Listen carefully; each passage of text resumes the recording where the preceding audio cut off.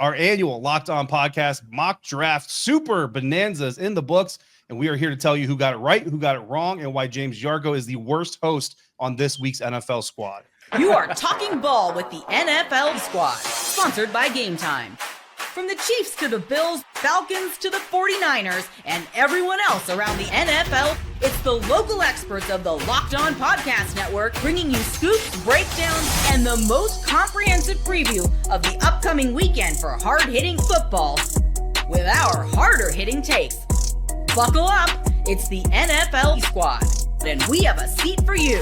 No hurt feelings allowed. Squad up, you're part of the NFL squad.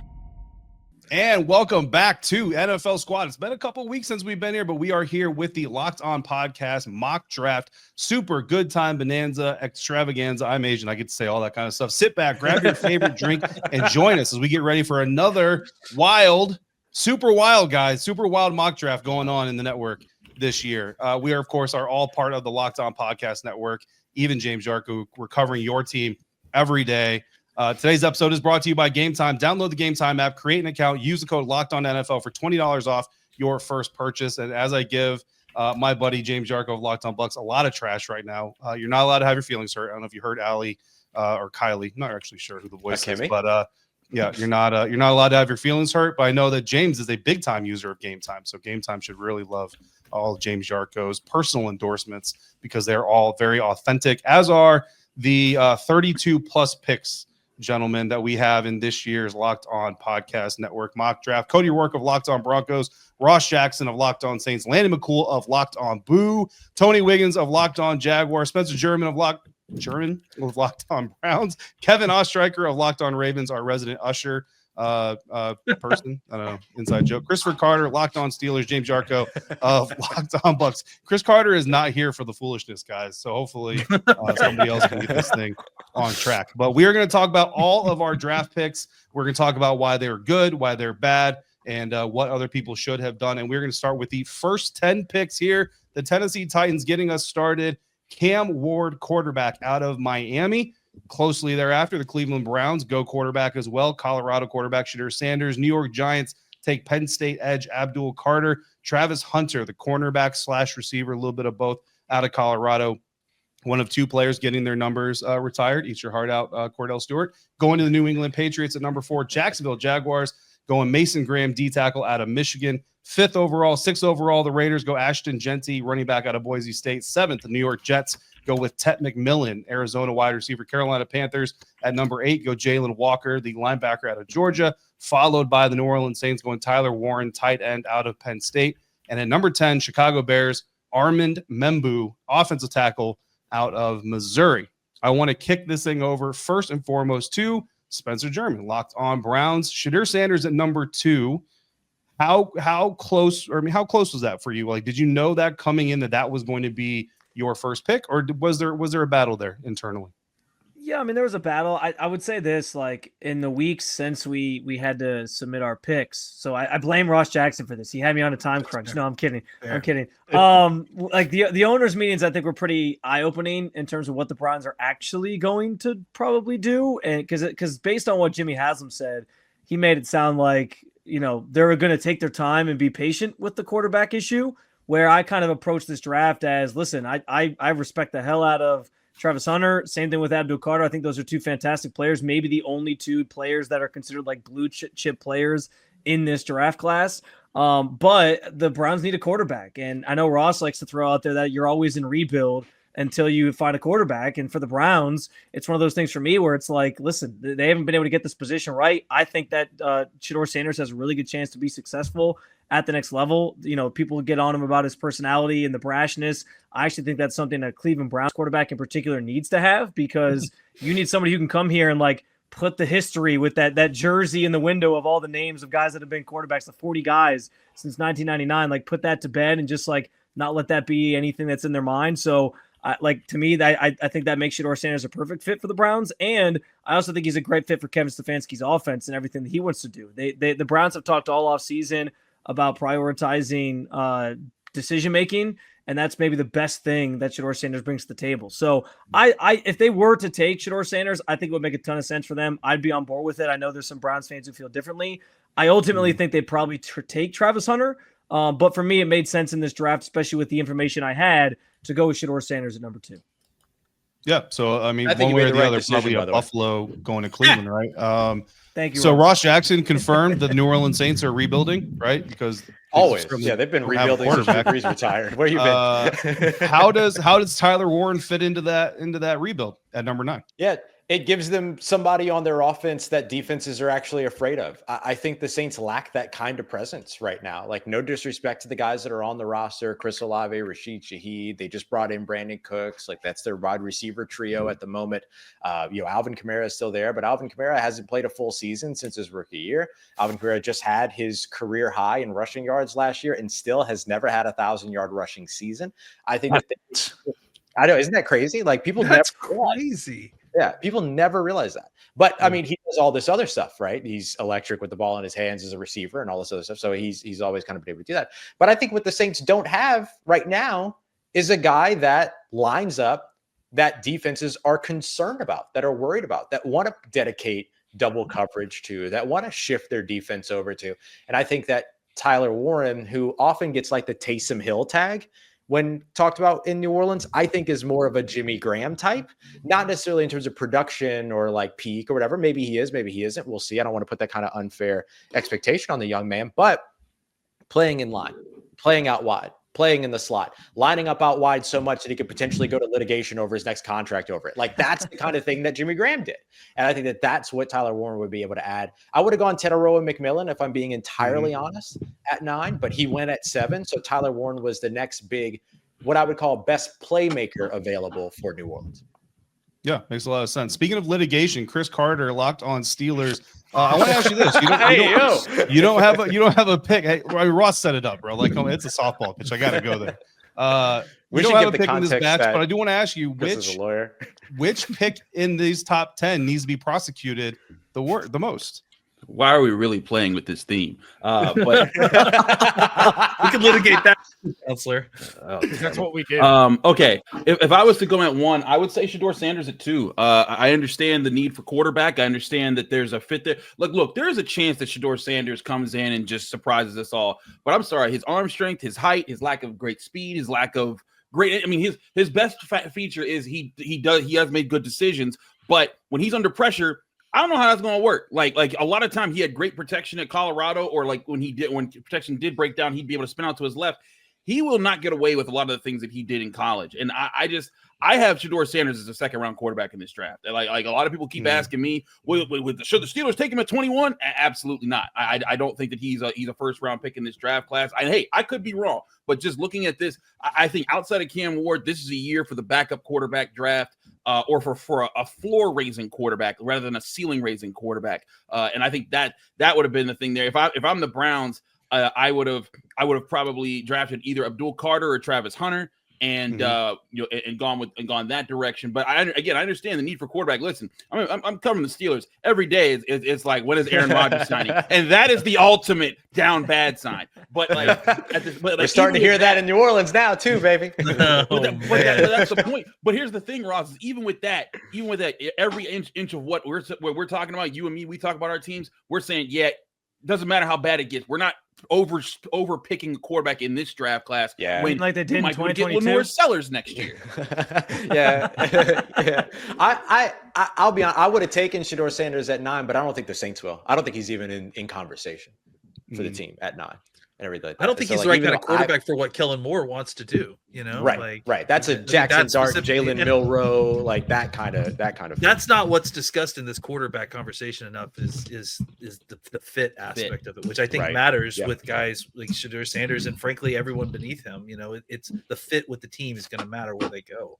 Yeah, absolutely. I think Shedeur is probably one of the more fascinating, not just quarterbacks, but like just prospects in general that we've covered in the NFL. Yeah. Like for him to be like throughout the college season, it was, Shedeur might be picked. He might be quarterback 1. And then Cam Ward sort of creeped into the picture. And then it flipped at the combine to Cam Ward's easily the guy. and like the vast differences in like grades that people have. Because even for a while, like one of my biggest arguments for the Browns potentially taking Sanders was there were so many people mocking him with the Giants. And I was like, if the Giants can take him one pick later, why is everybody looking at the Browns like, oh no, they can't take a quarterback? It's like, that doesn't make any sense to me. So the fact that like people clearly believe he could go in the top 10, but there's a lot, but obviously the consensus is he's more so like late first round, second round grades is just kind of fascinating to me how that's kind of unfolded. And I definitely see the perspective of like, you know, he probably is more trending towards being late in the first round because somebody wants to get a 5th-year option on him or goes in the second round. But I also feel like quarterbacks are always overdrafted to a degree, right? You're always doing that because it's a premium position. And I think the fit, you guys talk about fit, I think the fit would be there for the Browns, whether they take him at 2 or they try to get him later. So let's ride. Yeah. Fortunately, somebody overdrafted a quarterback last year. Because of it, the Commanders got Jaden Daniels. Tony Wiggins, you went D tackle with the 5th overall pick, despite the fact that your new head coach that you're covering there in Jacksonville. I was going to say Duval the way that Liam Cohen did it, but I can't do it. Mason Graham. Nobody can. You're not wide enough for that, David. I can do it. Yeah. How close were you though to going Tet McMillan? Because I mean, Liam Cohen just came from Tampa, where he had this monster receiver, Mike Evans. I'm not saying Tet is going to be Mike Evans, but the natural transfers there. Was it Mason Graham for you at number 5 coming off the Patriots pick, or was there a battle there for you as well? Personally, the battle for me was between Mason Graham and Armand Membo from Missouri. And the reason why is because even though they signed 4 guys on the offensive line and they have 2 that are projected to start, I just feel like Tony Baselli is an EVP. That is something you can never go overboard when you're talking about a security force for your quarterback that you just paid $250 million to. So I just say, man, just go ahead and just go overboard and attack that right now, because the defensive line depth, the defensive tackle is so deep. They pick early in the second round.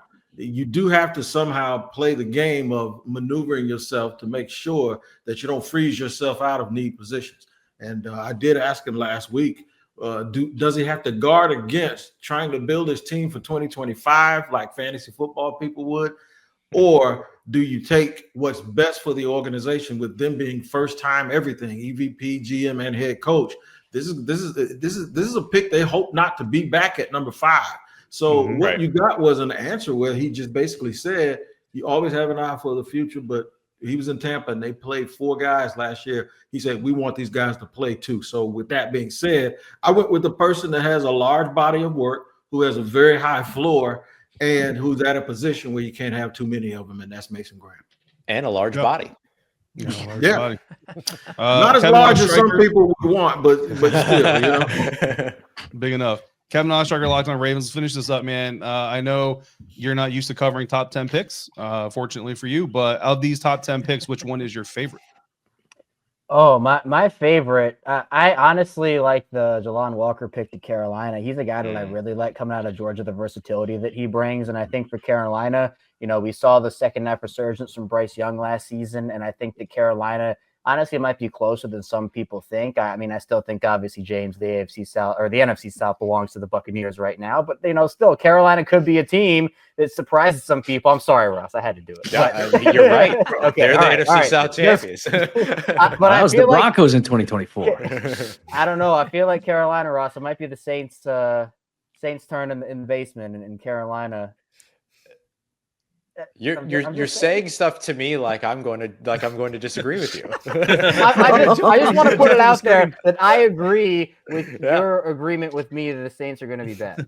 The Saints' car broke down. So the Saints were already in trouble with their car. Now they don't have a starting quarterback, and they might Spencer Rattler. They might draft somebody, whatever that might be. But yeah. Well, no, that doesn't mean anything at all. I'm surprised people still bring up salary cap space when it comes to this team. Well, it's going to catch up to him eventually, right? Right. No, it's not. Eventually. It's not. The Browns are doing the same thing. As they sit right now with $27 million of salary cap still left this match. You know what? Fine. I'll get bold. The Panthers are winning the NFC South. There we go. Whoa, there you go. Wow. Ross wasn't giving me enough of a reaction. I had to get a reaction. I'm surprised that is our top 10. To Vegas. We are We I'm are surprised by it. not even a third of the way through this whole thing, and we're already getting a little bit crazy here. Tony Wiggins, you all right? You with us? I'm with y'all, man. Why All right. don't single me out, dog. I'm good. It's a welfare. You know I love you, brother. Picks What 11 through 20. man. Go ahead, man. Picks 11 through 20 coming up next on this week's NFL Squad.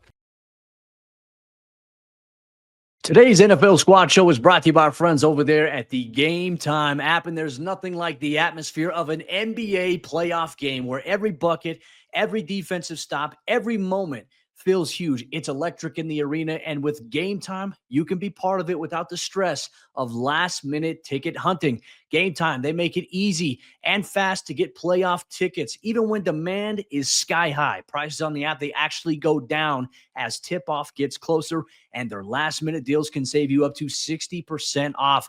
And look, last-minute deals, that's one of the more important pieces because sometimes life happens. You get done with work a little bit early. You say, you know what, I want to go to the game. Well, that's where you can save up to 60% off of buying last minute for sports, concerts, comedy, theater, and other events going on inside your area. Plus, the all-in pricing toggle means that there's no surprise fees at checkout. What you see is what you pay. So take the guesswork out of buying tickets with Gametime. Download the Gametime app, create an account, and use code LOCKEDONNFL for $20 off your first purchase. Terms apply. Again, create an account, redeem code LOCKEDONNFL for $20 off. Download Gametime today. Last minute tickets, lowest price guaranteed. Continuing now with this week's NFL Squad, reacting to this year's Locked On Podcast Network mock draft super special. I don't know why I keep wanting to add words to it. I just do. It's such an awesome experience. I think we've kind of gone a little bit chalk here in the first 10 picks, right? But let's go through picks 11 through 20. We'll get some reactions here and some opinions going on. The San Francisco 49ers get it started with Will Campbell, lineman out of LSU. The Dallas Cowboys go with wide receiver Matthew Golden out of Texas. Another Longhorn goes next. Jahdae Barron, defensive back, going to the Miami Dolphins. Jahad Campbell, the Alabama linebacker, headed to the Indianapolis Colts at 14. At 15, the Atlanta Falcons take quarterback. Just kidding. They take edge rusher Mike Green out of Marshall. Arizona Cardinals at 16 go Will Johnson, cornerback out of Michigan. The Bengals at 17 go with Walter Nolan, D tackle out of Ole Miss. The Seahawks at 18 go Tyler Booker, guard out of Alabama. The Tampa Bay Buccaneers at 19 go James Pierce Jr., edge rusher from Tennessee. The Denver Broncos at 20 break the hearts of all Commanders fans watching this and who don't know it already, and they go with running back Marion Hampton out of North Carolina. So my first question, gentlemen, is Cody Rourke, how dare you? Sorry, my friend. As you were reading off the, like the overall names, I felt like this portion of the draft turned out to be very boring in a sense. There's not like flash or pizzazz. We're not talking about like polarizing characters here. It really gets interesting when you talk about Marion Hampton and obviously Colston Loveland, a couple picks down there. But, for me, look, the Broncos, it's not like they go out there and they need to get a running back here. The idea here, they have 4 backs on the roster. It is Bashawn Payton. He's already got one joker in the deck with Evan Ingram at the tight end position. He wants to find that second joker there, potentially at the running back position. And when this list initially came out, when we had to put our picks together, Marion Hampton was the one guy. I was like, all right, hey, like this makes the most sense for the Broncos. Sean Payton could get a lot of usage out of him.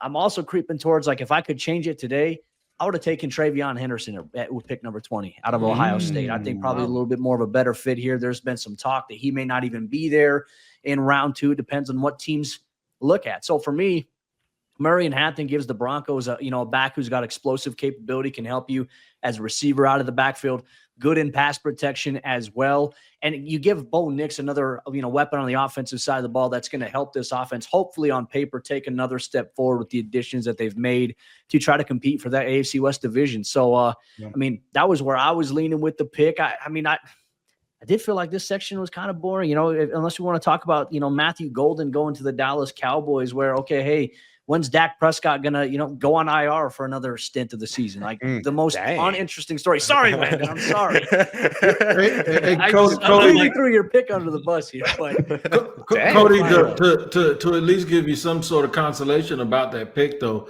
as a matter of fact, he's a former Bronco, an offensive lineman, longtime NFL offensive lineman that I cover, who also did some scouting.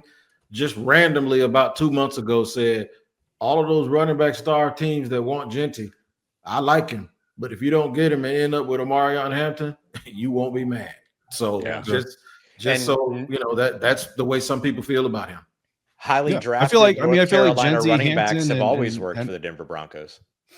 Hey. How's that going for you, Landon? We'll see. 3 point something yards per carry this upcoming season. Man, why am I taking fire here? I mean, Landon's just getting it. It's just Landon, let's go to you. Let's go Matthew Golden. I mean, why Matthew Golden at number 12 for the Cowboys? I feel like this is like hitting a double, and I'm acting like we're struck out. Like this, honestly, Golden certainly isn't like my first choice at this pick, but I think it's a solid pick at 12. Look, I think boring. What's going on here is that this draft, as I'm sure all of us have discussed on our show, it's just not very heavy at the top, right? There's just aren't a lot of superstars, there aren't a lot of blue chips. But I would say from this area of right around where we're picking 11, frankly, all the way through the back of the second half of the second round, there's a huge plateau of players that are probably all starters that might have like one wart, right? Or one imperfection where they're not exactly maybe going to come into the league and threaten to be a top 10 player at their position right away, right? So I think for the Cowboys, they have a list of spots that they need to get at. The one area where you feel like they're probably not going to be able to hit their need later is a secondary passing weapon. If you wait until the second round, you probably could get a Higgins or a Knoll, but none of that stuff is guaranteed. And the other area that you need is probably running back, and you definitely can get a running back a little bit later. So I think when Marcus and I have been doing this on the show, the sequencing really works out much nicer when you try to get your wide receiver first, and then it kind of all falls into place for you a lot, just with the Cowboys' needs and where the depth of the draft is. So to me, it wasn't exactly I love this pick. But I'm certainly not upset about picking up Golden because I do think he's going to provide exactly a lot of what you don't get out of CeeDee Lamb in the passing attack. Landon 205 Dak's going to have that Lamar athleticism on display this upcoming season, man. Do you think, Landon, do you think the kind of production that you're talking about opposite CD is what Jordan Addison does in Minnesota? Something like that? I think that's what they're looking for. Yeah. That's the kind of thing where, one of the things that Addison does so well for Minnesota is even when he's not getting the ball, he's providing, by just creating space against the defense. And that's, really one of the issues the Cowboys had last year is they had, weapons on that offense, but they didn't have a ton of speed. So it felt like at times that they were operating inside of a box. So, I do believe he did run the 4.29. I kind of wish Golden had run like a 4.3 because then all these conversations wouldn't be about, man, Golden doesn't look like he runs a 4.29. All right. He looks like a guy who runs 4.3. He still has speed. And I still think he's a guy that if you deploy out there, he can, stretch the defense vertically and then provide opportunities underneath for guys like CD and Ferguson. All right. Before we get to the best and worst picks in this group, though, we have to let James Yarko finally join in on the conversation. Thanks for showing up, buddy. James Pierce Jr. at 19 to the Bucs. How does he fit into Todd Bowles' defense? Okay, so I wanted Jahad Campbell. That was the dream for me, was for Campbell to slip there, line him up next to Levante for a year. Then as Levante rides off into the sunset, you have a locked and loaded linebacker for the next 10 years in Tampa. That didn't work out. And really the only other guys in consideration here were Malachi Starks and then Donovan Ezeraku. So taking a look at Pierce, this dude was PFF's 27th ranked edge rusher in 2024, 12th in 2023. And I didn't think early in this process that he would slide to the Bucs, but now everyone's talking character concerns and all this. It's like, okay, yeah, dude had an arrest in 2023 for speeding and expired tags and suspended license. All the charges were dropped. It's like, okay, whatever. Coaches glow about him, teammates glow about him. And if there are character concerns, I have enough confidence in the leadership of the locker room to absorb that and kind of steer him in the right direction, because his talent, his size, his speed is unreal. You add him to a rotation where you don't have to ask him to be the guy right out of the gate. You have Yaya Diaby, you have Hassan Reddick now. That's a perfect fit for Todd Bowles. It's a guy that he can stand up on the outside. He can put his hand in the dirt. You can line him up on the other side of Vita Vea and have Pierce, Vea, and Cansey plus Reddick and Yaya Diaby. Like, good luck quarterbacks. So this to me, it wasn't the pick that I was hoping for, but it was one that I was more than happy to make because of his fit with Todd Bowles and the rest of the players in the front of that defense. Yeah, and I was more than happy to see you take it because waiting at 29 for the Commanders, he was not a player I wanted to take, so I was glad he went off the board. And I almost took him at players that I might want to take down the board. Ross Jackson, Locked On Saints. I think you're best suited. I give James so much crap when he shows up to this show. I don't know why he shows up. You really do, David. Just constant. That's why he doesn't show up. He doesn't want to got a fight to play. Cowboys representative. But I think Ross, you're most equipped to do this for us. Best and worst picks, sir, if you don't mind, from picks 11 to 20. Yeah, I'll do best. I'll do that. Best for me, maybe a little chalky, but I mean, the San Francisco 49ers being able to get Will Campbell at pick 11 is kind of wild. Like, that's kind of insane. And so I just think the value there as like a big time impact immediate player, especially because they really don't have proven tackles at either of those spots. I think that's just a runaway there. I think maybe worst pick out of these, only because I'm not sure about his medicals, is Will Johnson to the Arizona Cardinals. Will Johnson, the Arizona Cardinals, to me, and Will Johnson is a player that, like, you watch him on tape and he is a bona fide first rounder, all pro. It's all there. Got up to 20 miles an hour on an interception return for a touchdown at one point, but not running the 40. I don't know. Is Dion the last cornerback drafted the first round that didn't run a 40 or doesn't have a 40 time or whatever? Like, I don't know when the last corner is that got drafted the first round that didn't run a 40. He was, according to Todd McShay, running in like the 4.5 range when it came to his training. Had a turf toe injury last year that limited his season. Had a hamstring injury before the pre-draft process that limited him all throughout the pre-draft process.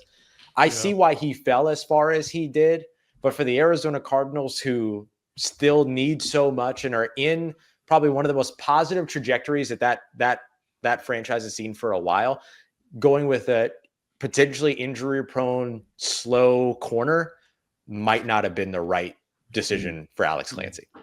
Can I push back just a little bit? Please do. Because all that you said, I agree with. The only thing I will push back is that I do think it's a good fit. Like, I think Johnson going to a zone-heavy team like Arizona, I think that's where, if you're going to get something that's close to 2023 Johnson, you're going to do it in that kind of system. So I'm not pushing back, but I guess like if he's going to succeed, I think this is probably as good a spot for him to go to as any. Very similar about what I said to Matt Ryan to the Colts. Yeah. Okay. No. Okay. That's not. That doesn't. Well, I think it's not the same. It's not the same. I think that's enough Michigan conversation for Spencer German's audience. So we're going to come back here real quick, and we're going to kick it off with two Wolverines at the top of our next segment, 21 to 32, coming up next on this week's NFL Squad, part of the Locked On Podcast Network, your team every day. Today's NFL Squad Show is brought to you by our friends over there at LinkedIn Jobs. And as a small business owner, your work doesn't end when the clock hits 5. Your business is always on your mind, which means when it's time to hire, you need a partner that works just as hard as you do. And that's where LinkedIn Jobs comes in. When you clock out, LinkedIn clocks in. And LinkedIn, they make it easy to post your job for free, share it with your network, and get qualified candidates all in one place. So post your job. LinkedIn's new feature can help you write job descriptions and then quickly get your job in front of the right people with deep candidate insights. And here's a pro tip. Add the hashtag hiring frame to your profile picture to double your reach to qualified candidates. No wonder 72% of small businesses say LinkedIn helps them find high quality hires. So post your job for free at linkedin.com/LockedOnNFL. That's linkedin.com/LockedOnNFL to post your job for free. Terms and conditions apply. Wrapping up this week's NFL Squad, our Locked On Mock Draft wrap-up episode here. We've got a whole lot of good people come through to talk about these picks, and we're going to wrap this up with all of the rest of the picks. Pick number 21, Pittsburgh Steelers go to Michigan. Kenneth Grant, defensive tackle. The Los Angeles Chargers stay in Michigan, go tight end Colson Loveland at number 22. The Packers at 23 go Derek Harmon out of Oregon, the D lineman. The Minnesota Vikings go safety Malachi Starks out of Georgia at 24. At 25, the Houston Texans take Emeka Egbuka, wide receiver out of Ohio State. 26, the Eagles go Mikael Williams, edge rusher out of Georgia. 27, the Baltimore Ravens go Nick Emanwari, safety out of South Carolina. Detroit Lions, 28. Shamar Stewart, edge rusher out of Texas A&M. At 29, the Cleveland Browns go tackle Kelvin Banks Jr. out of Texas. And then Joe Marino will be here soon to talk about the Buffaloes taking Trey Amos, cornerback out of Ole Miss. 31, the Kansas City Chiefs take Josh Simmons, offensive tackle out of Ohio State. And at 32, the New Orleans Saints, Ross Jackson. What did the New Orleans Saints do at pick number 32? Traded back up on a steal, by the way, of the draft pick exchange, and took quarterback Jackson Dart out of Ole Miss. Good pick. You got to steal. You throwing darts in New Orleans. I actually just watched draft day the other day. You fleeced him the way that pancake guy fleeced. That's right. I moved all the way up to number one. So I moved all the way up to number one so that I could argue about whether or not I was going to take a running back or a linebacker. 100%. Did everyone go to Jackson Dart's birthday party though, Ross? No. Yeah, that's a good question. That's a good question. Spencer German and I also executed a trade. Spencer moved up to 29. The Commanders, via me, moved back to 33. There's some other picks involved there. And Spencer, you went Kelvin Banks Jr. What about Kelvin Banks made you want to jump up back into the first round? Yeah, I mean, listen, I think, first of all, the value was excessively there. At that point, Kelvin Banks Jr. still being on the board. The Browns have a handful of needs, especially on the offensive side of the ball. But in this iteration of how things fell, obviously I took Shedeur Sanders at 2. You get a potential franchise quarterback, or who they think would be a franchise quarterback, and then you give him some protection off the left side with Kelvin Banks Jr., a guy who's been projected to maybe even go top 15 in this draft, just depending on how things sort of fall or what team needs are. So I listen. The Jedrick Wills experience was a failure here. He's still a free agent out there. Browns have clearly indicated they don't want to bring him back. Part of, I think, the reasoning for that too was he was a right tackle that where they tried to move to left tackle. Right. Kelvin Banks Jr. is just straight up a left tackle. So keeping him in his, normal spot. And this offensive line's also getting old, man. Like we're only a couple years removed from the Browns having one of the best offensive lines in football. And suddenly, like Joel Bitonio contemplated retirement. He's probably done after this season. Jack Conklin's on the last year of his deal. They have some young guys that maybe could slot in, but they have some injury issues. And so I think anytime you can get a young quarterback and add offensive line talent, sort of the meat and potatoes of any team, I think you can you take a shot at it. And to get him in the first round with the fifth-year option is something that I think was immensely valuable for the Browns as well. Can I ask you why Kelvin Banks Jr. instead of Josh Simmons? Not accusatory. I'm just curious, like what separates the two. For me, I think it was just the knee issue. I know he's going to be ready for the season, but I'm sort of viewing it from a standpoint like the Browns have dealt with a ton of injuries up front in recent years, and so getting somebody who kind of has that clean slate. Not to say he can't get hurt as like anybody, but to have somebody come in with that clean slate. I really like Josh Connerly Jr. here too. In some of the mock drafts that I've done, I've traded up to get him, or I've taken him like right at 33 with the Browns and sort of stayed put. I'm also really intrigued. Another Ohio State player, not that I'm biased or anything, but Donovan Jackson. I know because he played so well, especially against the best teams during the Buckeyes run of the national championship. Like because he played so well left tackle, some teams are actually saying he maybe should be a tackle in the NFL. So I'm intrigued by him as well. I think there's a lot of options, but I think the value was there with Banks. Sort of slipping to this point. So that's good that everybody keeps saying y'all need to invest in infrastructure. So that's a real good pick. And then those NFC East dudes, thank you probably for jumping in front of Philadelphia too, because that's a very Eagles pick. You know what I mean? Yeah, no, for sure. And it's funny because when I think about like the Browns' biggest needs, I actually think outside of quarterback, I think running back is actually the thing that they need the most because right now.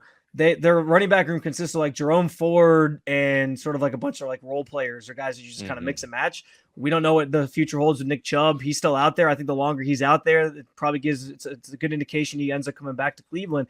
But is he still the same player? I think that's a large question at this point, which is part of the reason why he still is available.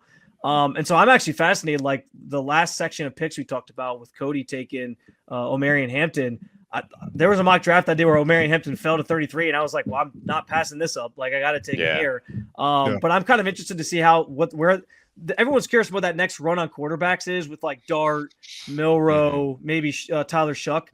I'm actually kind of fascinated to see when the run on these running backs happens because the second round sort of feels like the sweet spot where a lot of these guys go. And not to say you still can't get value later. I mean, like a DJ Giddens is a guy that's kind of being mocked in like the third round. I love him. One of my favorites. Damian Martinez is another guy to Miami that I think was a good fit for some teams.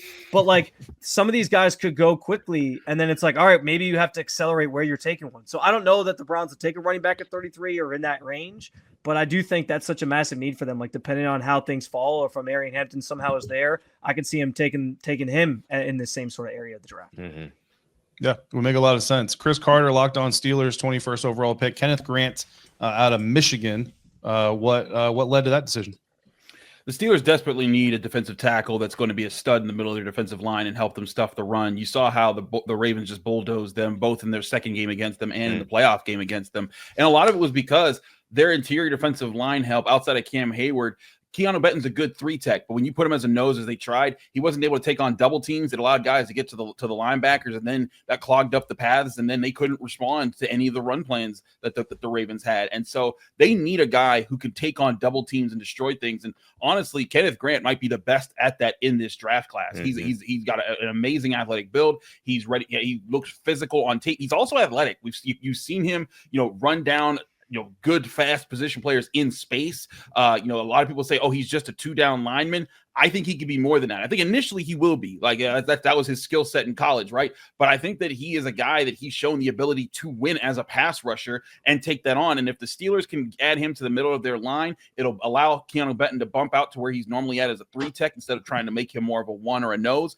And then when you have that, then you start to be able to be more of that run, to have that run defense that allows the rest of the defense to settle. Because once the Steelers started giving this up, and I said this back when they beat the Giants, but they were giving up a lot of option runs. And I was like, if they don't figure out a way to solve that, it's going to hurt them. And that's what the Ravens crushed them with. And so the Steelers need to have something in the middle that makes it easier on the guys on the edges, like Alex Highsmith, like TJ Watt, like Nick Herbig, to not get clogged up by the rest of what's going on. If they get that back, if they get that back to like when they had Cam Hayward and Stephon Tuitt in the middle, they will have that force. They will be a better run stuffing team, which will make them a better pass rushing team, which will make them a better defense, and then a much better team as well. That's why I went Kenneth Grant there. And I went because I went him over Derek Harmon. They love Derek Harmon. Yeah. They love his build. He's built just like Cam Hayward, but I think that they're saying, hey, we need a guy that's going to be that space eater in the middle of our defense. Mm-hmm. Yeah, makes a lot of sense. Kevin Oestreicher will stay in that division, man. Baltimore Ravens take Nick Eamon-Worry, safety out of South Carolina, one of my favorite prospects on day one. You basically got 2 Kyle Hamiltons now. Yeah, ridiculous. I saw Cody was shaking his head. I'm like, what did I do? I'm like, what did I do? But I mean, no, I mean, hey, David just drafted a second Debo Samuel, so it's exactly. Yeah, right. Why is it just me? But yeah, when he fell, and actually Louis traded up ahead of me. Philly and the Ravens always trade ahead of each other in the draft. The Eagles did it when they took Jordan Davis, and that allowed Kyle Hamilton to fall to Baltimore. So I guess thank you, Louis, for that. But this time he took Michael Williams, who I was like, all right, I'm between him, Eamon-Worry, and I was also looking at Kelvin Banks too, because what the Ravens have right now, I call it positional freedom. They love taking best player available. They're not going to pigeonhole themselves into one position and say, if everybody we like last year's a prime example of this, where they could have taken an offensive lineman. Once Guyton went off the board to Dallas, it was like, well, there are no other guys with first round grades. They weren't going to reach and take a guy with a day 2 grade in the first round. They just said, hey, Nate Wiggins, he was their top corner on the board. They said, we're just going to take our top corner. And then they got Roger Rosengarten in the second round, and he played really well for them. So for a guy like Nick Eamon-Worry, yes, you already have Kyle Hamilton. Ardarius Washington is supposed to come back. But, I mean, Nick Eamon-Worry had one of the most, the craziest combine we've ever seen for a player of his size. He's, 6'3", ran a 4.38 40 at 220 pounds. I mean, it's unbelievable what he can do. And everybody's looking essentially for their Kyle Hamilton or Derwin James, Minka Fitzpatrick, like one of those top safeties that can move all around a defense. To give Zach Orr 2 of those guys and Kyle Hamilton, Baltimore had to operate they were in such a bind last season because Marcus Williams fell off the face of the earth after signing that 5-year contract. It was really bad for them. They signed Eddie Jackson in the offseason. That was a terrible signing. It got so toxic with him, they had to cut him. They had to move Kyle Hamilton back to be a deep safety, which he was good at. The Ravens ended up having one of the best defenses in the league the second half of the season, but they didn't do that because they wanted to. They did it because they had to. So having more depth in the secondary, you can't have enough corners. You can't have enough secondary help. having a guy like Eamon Warrior in that defense to allow Kyle Hamilton to move all around your defense. They love using him as a blitzer. And plus the fact that Eamon Warrior can play so many different roles for you as well. I know it's going to be tough for offensive coordinators to try to decide which guy to zone in on because both those guys have such high talent levels. Can Those you drop teach picks Mark hurt. Andrews how to catch passes in the playoffs? That's Maybe they'll throw. God. Warrior has the size. Maybe they'll throw him out there, and he can catch that pass. Sorry, Hey, not that Locked On Browns is in your room to talk. I mean, we were three. Do you think Mark Andrews would be traded on draft day? Just curious. I don't. I mean, Eric DeCosta was very non-committal on his future. When they traded Hollywood. That's the thing is Eric DeCosta actually talked about that. That deal was done like a week before the draft, but no one was allowed to know about it or else they would have vetoed it. Like the Ravens would have said no. So we knew about it the day it I actually remember, I think, Ross, I might have been talking to you on the clipping station and you're like, I'm the one that told you. I'm like, they took Kyle Hamilton. He's like, all right, I'll see you again at 23. I'm like, what are you talking about? Like, this is their only first round pick. And Ross was like, oh, they just traded for like 23. And I'm just like, what are you talking about? And so that was our big studio then draft show. An hour later, Marquise Brown showed up at the Cardinals draft party in Arizona. And I'm just like, when did this go on? Like, what are we talking about here? But for Mark Andrews, I don't think he'll be traded. I know that the Ravens are non-committal about it. The reason I don't think he'll be traded is for a couple of reasons. One, Mike Garafolo's reported that both he and Dallas Goedert were available at the start of the league year. Both the Ravens and Eagles didn't get what they wanted for them. And so they essentially just pulled them back. It's like, it's not worth it to trade those guys if they're not going to get the draft compensation that's worth it. The Ravens had a roster bonus on Mark Andrews that was due about a month ago, and that ended up vesting. It ended up going through. So the cap savings, they could end up saving $11 million before that happened. Now it's down to $7 million. So you're thinking if that money's going to be on your books anyway, they probably should have just traded them before that option actually kicked in.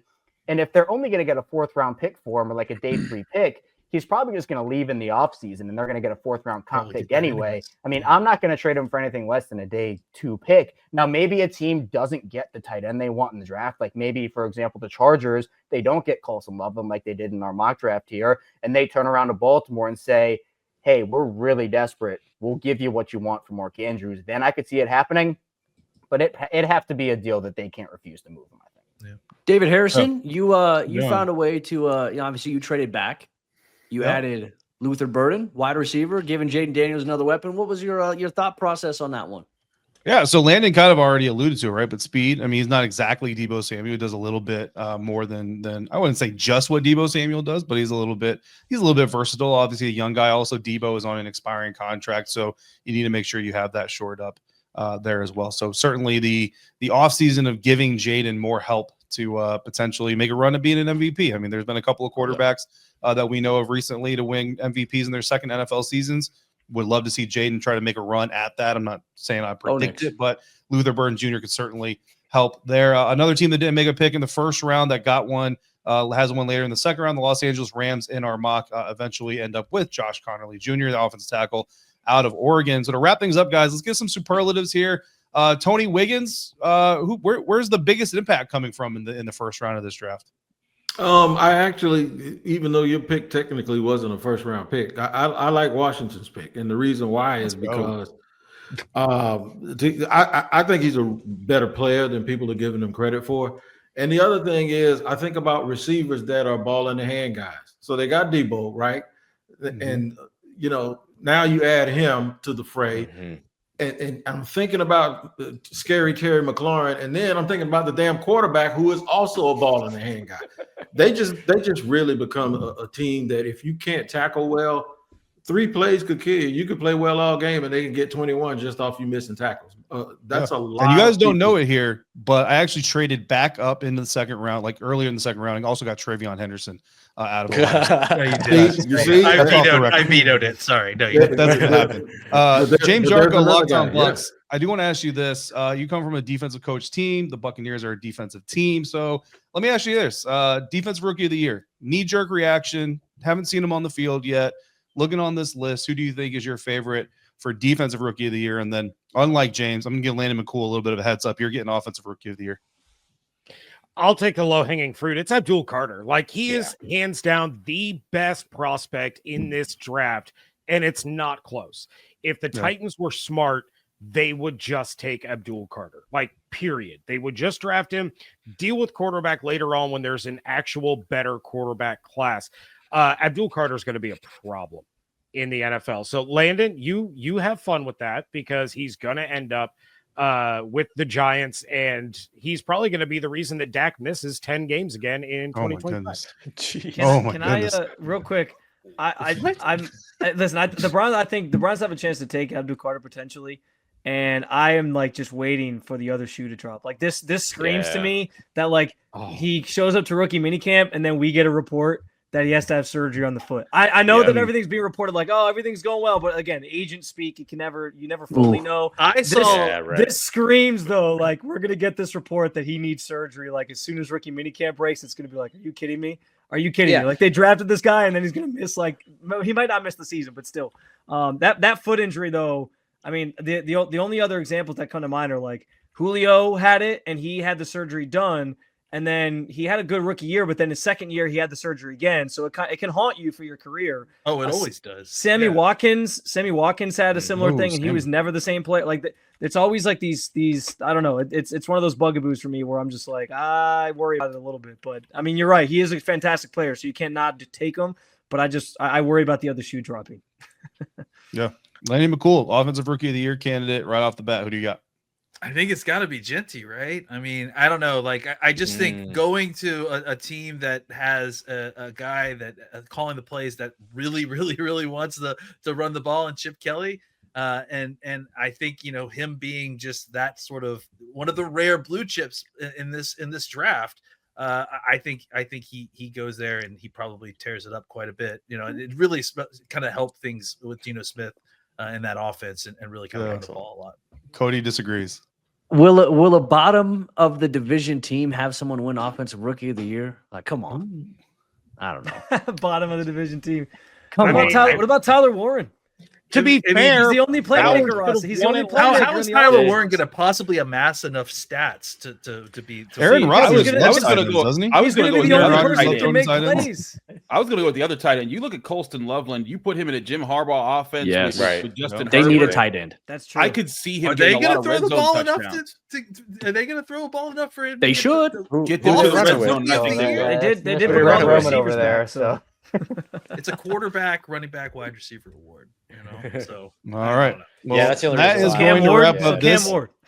That's going to wrap up this Like I NFL said, Squad I picked episode. one. Wrap up our reactions to this year's Locked On Mock Draft Special. As expected, the Washington Commanders, big winner of this year's mock draft. So hopefully you all enjoyed that. Make sure you're coming back each and every show here, part of the Locked On Podcast Network. We're covering all your favorite teams every single day. Don't miss a moment of that coverage. Again, part of the Locked On Podcast Network, your team every day.